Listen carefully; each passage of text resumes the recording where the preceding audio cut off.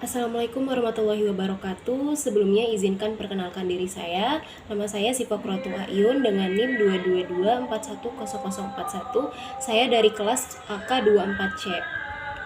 Di sini saya akan memaparkan produk yang akan saya jual melewati strategi bisnis model kanvas. Pada slide awal ada gambaran umum bisnis model kanvas atau biasa yang kita singkat itu BMC. Nah, apa sih bisnis model kanvas itu? Jadi, bisnis model kanvas adalah sebuah alat yang digunakan untuk menggambarkan bagaimana sebuah bisnis dijalankan dari mulai dari siapa target pelanggannya, bagaimana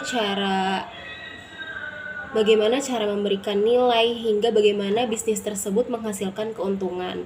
Nah, di sini ada 9 elemen bisnis model kanvas.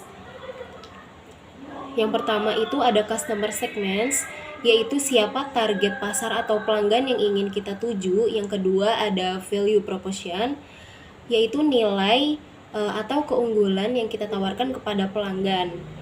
Ketiga ada channels, yaitu media atau cara kita menyampaikan produk kepada pelanggan. Yang keempat ada customer relationship, yaitu bagaimana kita membangun dan menjaga hubungan dengan pelanggan. Yang kelima ada revenue streams, yaitu bagaimana bisnis kita menghasilkan pendapatan. Selanjutnya ada key resource, yaitu sumber daya utama yang dibutuhkan untuk menjalankan bisnis, atau kayak barang apa yang mau kita jual gitu.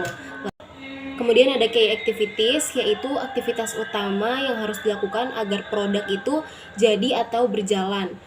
Lalu ada key partnerships, yaitu pihak-pihak yang bekerja sama dengan bisnis kita. Yang terakhir ada cost structures, yaitu seluruh biaya yang dikeluarkan dalam menjalankan bisnis. Nah, apa sih tujuan 9 elemen bisnis model kanvas ini? Tujuannya itu agar kita bisa melihat gambaran bisnis secara efektif atau lebih jelas dan terstruktur. Oke, selanjutnya pada slide ini saya akan memperkenalkan produk saya, yaitu Croquet Kitchen. Croquet Kitchen adalah gantungan kunci handmade yang dibuat menggunakan teknik rajut dengan benang.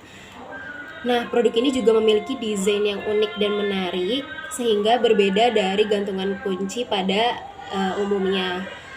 Nah, produk ini juga dapat di-custom seperti keinginannya pelanggan, seperti warna, bentuk, dan inisial nama. Hal ini yang membuat produk saya itu memiliki nilai personal dan cocok digunakan sebagai aksesoris maupun hadiah.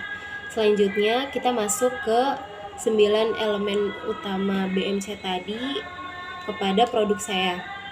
Yang pertama, poin pertama itu ada customer segment. Customer segment itu adalah target pasar. Nah, target pasar utamanya ini adalah remaja usia 14 tahun sampai 25 tahun. Kenapa pada usia ini? Karena menurut riset saya, seperti lingkungan, teman-teman saya, mereka itu lebih interesting kepada yang ini yaitu gantungan kunci yang kayak unik-unik, yang kecil gitu. Selain itu, produk ini juga ditunjukkan bagi pecinta barang handmade, khususnya gantungan kunci rajut, karena mereka biasanya itu lebih menghargai produk yang dibuat secara manual atau buatan sendiri dan memiliki nilai keunikannya tersendiri. Oke.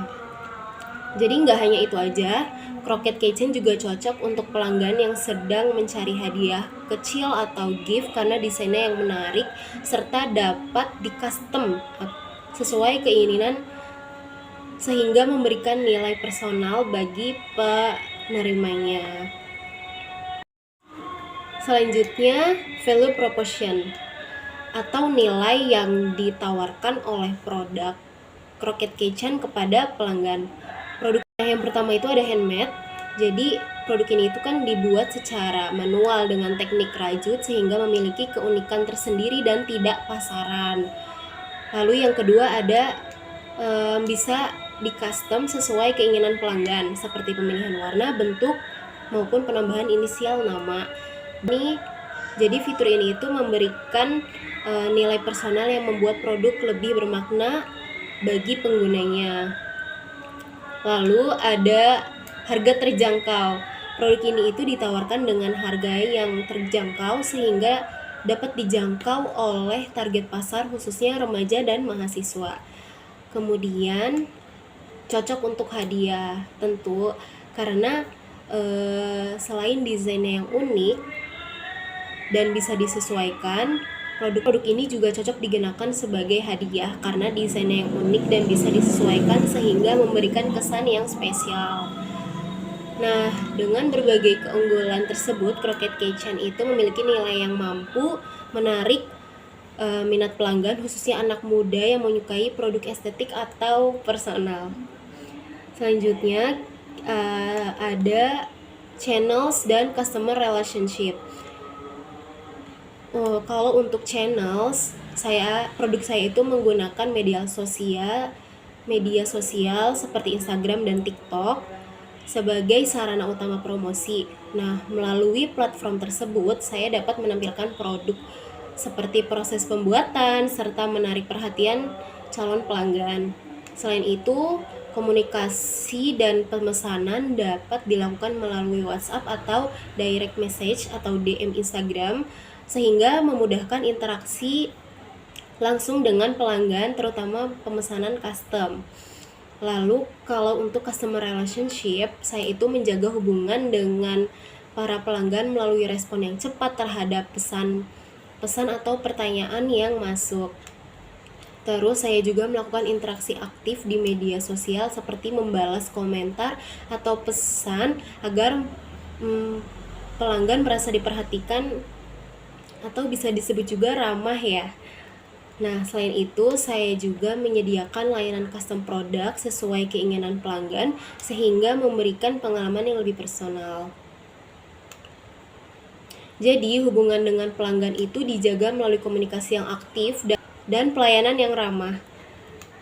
Oke, di bagian ini saya akan menjelaskan tentang cost structures dan revenue stream, yang artinya bagaimana bisnis kita mengelola biaya sekaligus memperoleh pendapatan. Kalau untuk cost structure itu biaya utama yang kita keluarkan adalah tentu saja bahan baku untuk produk kitchen-nya, serta biaya pengiriman untuk mendistribusikan produk ke pelanggan. Sementara itu dari sisi revenue streams, sumber pendapatan kita itu berasal dari penjualan kitchen secara langsung, juga dari custom order di mana pelanggan bisa memesan desain sesuai keinginannya mereka.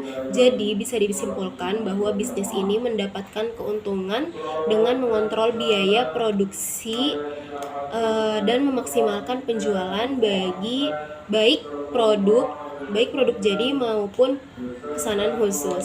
Selanjutnya kita masuk ke key resource. Key resource itu adalah sumber daya umum. Key resource itu adalah sumber daya utama yang dibutuhkan agar bisnis kita berjalan dengan lancar dan tetap kompetitif. Nah,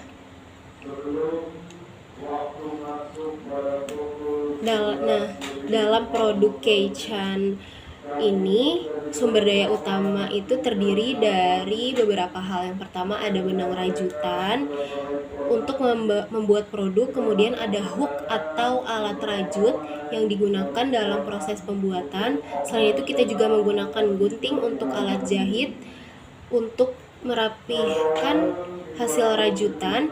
Yang terakhir ada load clip atau kait gantungan yang menjadi bagian penting karena berfungsi sebagai pengait kitchen itu sendiri. Jadi semua resource ini saling mendukung dalam proses produksi hingga produk siap dan dijual ke pelanggan. Selanjutnya ada key activities. Key activities ini aktivitas utama yang dilakukan dalam bisnis untuk menciptakan dan memberikan nilai kepada pelanggan. Aktivitas yang pertama itu adalah merajut kitchen, yaitu proses produksi utama di mana kami membuat produk secara handmade dengan kualitas yang dijaga. Kedua, mendesain produk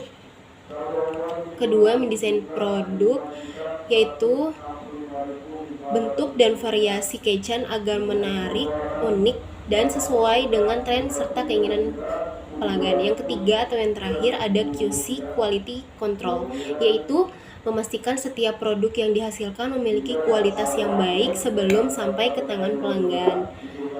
Selanjutnya, yang terakhir ada key partnership.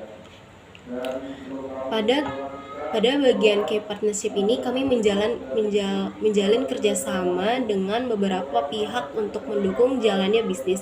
Yang pertama ada supplier bahan baku yang menyediakan material utama untuk pembuatan keychain. Yang kedua ada percetakan packaging dan thank you card yang membantu meningkatkan nilai estetika dan branding produk kami. Lalu yang terakhir ada jasa ekspedisi yang berperan dalam proses pengiriman produk kepada pelanggan dengan aman dan tepat waktu. Baik, begitu saja pemaparan dari produk saya mengenai strategi bisnis model kanvas ini. Apabila ada salah kata, mohon dimaafkan. Sekian, wassalamualaikum warahmatullahi wabarakatuh.